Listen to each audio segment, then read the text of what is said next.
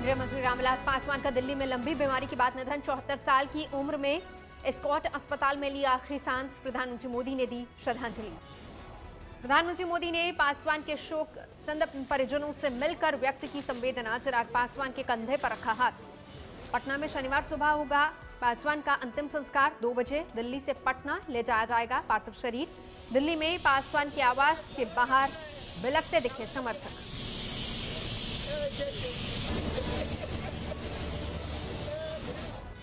रामविलास पासवान को मोदी कैबिनेट ने भी बैठक में दी श्रद्धांजलि। बीजेपी अध्यक्ष जेपी नड्डा ने भी रामविलास पासवान को दी श्रद्धांजलि। हाथरस केस में पीएफआई के खिलाफ मिले सबूत। पीएफआई फंडिंग का खुलासा। गिरफ्तार पत्रकार पीएफआई के अखबार का था संपादक। शाहीनबाग के पीएफआई दफ्तर का भी था सचिव। पत्रकार का रिमांड मांगेगी यूपी पुलिस। साजिश की सारी कड़ियां जोड़ने की होगी कोशिश। एक सियासी दल से जुड़े पश्चिमी यूपी के खनन माफिया पर भी फंडिंग करने का शक। योगी सरकार के आने के बाद से परेशान थे ये माफिया। हाथरस कांड में एसआईटी की तफ्तीश जारी। मृतक लड़की के गांव में 40 लोगों को नोटिस भेजकर पूछताछ के लिए किया गया तलब।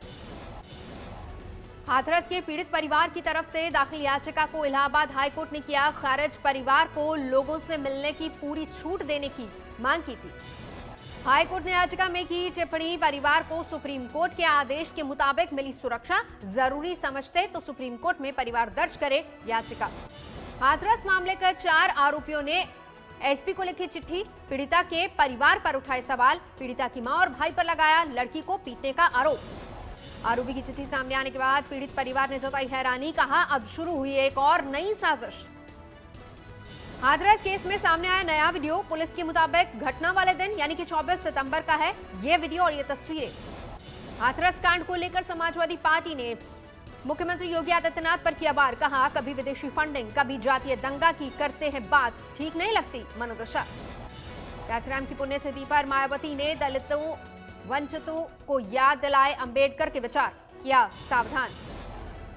देश में जातिवादी पूंजीवादी व संकीर्ण मानसिकता रखने वाली पार्टियों के किस्म किस्म के साम दाम दंड भेद आदि हथकंडों से भी जरूर सावधान रहना है। गाजियाबाद में बीजेपी विधायक के एक रिश्तेदार की हत्या। सियानी गेट इलाके में मॉर्निंग वॉक के दौरान मारी गई गोली। जांच के लिए पुलिस ने 5 टीमें गठित की। दूसरे शहरों में भी तलाशेंगी सुराग। विदिशा जिला अस्पताल में एक बार फिर दिखी संवेदनहीनता। ग्लूकोज की बोतल निकलवाने के लिए हाथ में बोतल के साथ नर्स के पास पहुंचा मरीज। पटना में नामांकन के अंतिम दिन कांग्रेस विधायक सिद्धार्थ सिंह एवं भाजपा उम्मीदवार अतुल कुमार पर केस। आचार संहिता तोड़ने का आरोप। बिहार के पहले चरण के लिए खत्म हुई नामांकन की मियाद। 28 अक्टूबर को डाले जाने वोट। बाहुबली अनंत सिंह की पत्नी भी चुनावी मैदान में कूदी। मोकामा से निर्दलीय उम्मीदवार के तौर पर भरा पर्चा। बिहार चुनाव में टिकट नहीं मिलने पर पूर्व डीजीपी गुप्तेश्वर पांडे की सफाई। कहा जो पार्टी कहेगी वही करूंगा। बिहार चुनाव में नए मोर्चे का गठन। ओवैसी कुशवाहा और मायावती ने मिलाया हाथ। ग्रैंड डेमोक्रेटिक सेक्युलर फ्रंट होगा नाम।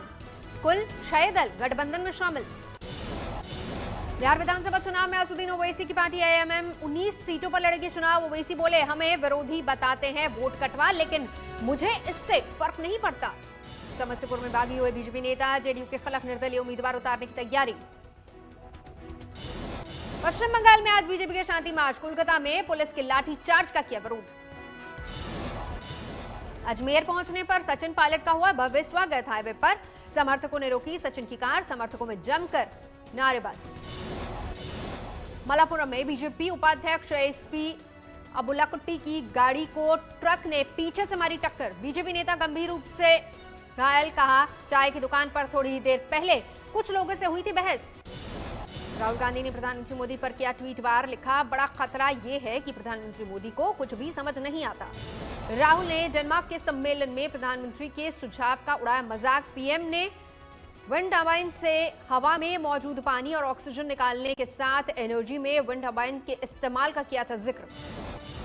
संबित पात्रा ने राहुल गांधी पर किया पलटवार। ट्वीट में विंड टर्बाइन से हवा में पानी का अंश निकालने के 2 रिसर्च पेपर्स अटैच किए।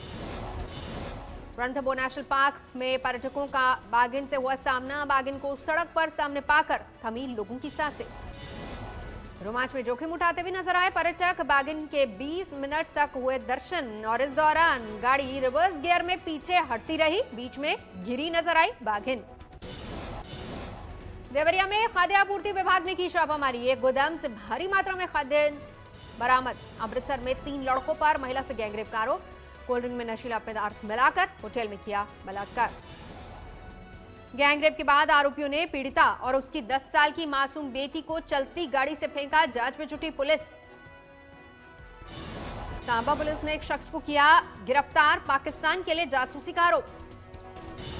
मध्य प्रदेश के मुरैना में 2 गाड़ियों से बरामद हुआ 29 लाख रुपए कैश, पूरा पैसा जब्त कर जिला कोषालय में जमा करवाया गया। राजस्थान के करौली में जमीन विवाद में एक बुजुर्ग को जिंदा जलाने का आरोप, आग में झुलसने के बाद अस्पताल में तोड़ा दम। अमृतसर में स्कूल खोलने की हो रही तैयारी, स्कूलों को किया जा रहा सैनिटाइज, क्लासरूम में सोशल डिस्टेंसिंग का भी रखा जाएगा ध्यान, मास्क होगा अनिवार्य। मेरठ में पुलिस से मुठभेड़ के दौरान बदमाश को लगी गोली, पुलिस ने गिरफ्तार कर अस्पताल में भर्ती करवाया। तरन में नहीं थम रहा पराली जलाने का मामला, कोर्ट की पाबंदी के बावजूद पराली जलाना लगातार जारी। यूपी के मिर्जापुर में केयर टुडे ने 1000 जरूरतमंदों की मदद की। ज्यादातर लोग कोरोना काल में कामकाज छोड़कर वापस लौटे थे अपने गांव। पीओके के गिलगित बल्तिस्तान में पाकिस्तान सरकार के खिलाफ प्रदर्शन, जेल में बंद बाबाजान को छोड़ने की मांग।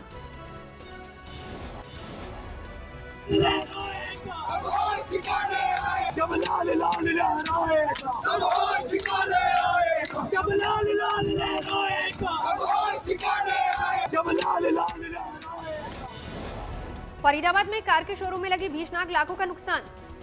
दिल्ली के अंबेडकर नगर में 1 लाख का इनामी बदमाश किरमवीर, पुलिस के साथ हुई मुठभेड़, बदमाश के दोनों पैरों में लगी गोली, पुलिस ने पिस्टल और कार के साथ किया गिरफ्तार। राजस्थान के पाली में एसबी की फेसबुक आईडी बनाकर पैसा उगाही की कोशिश, केस दर्ज।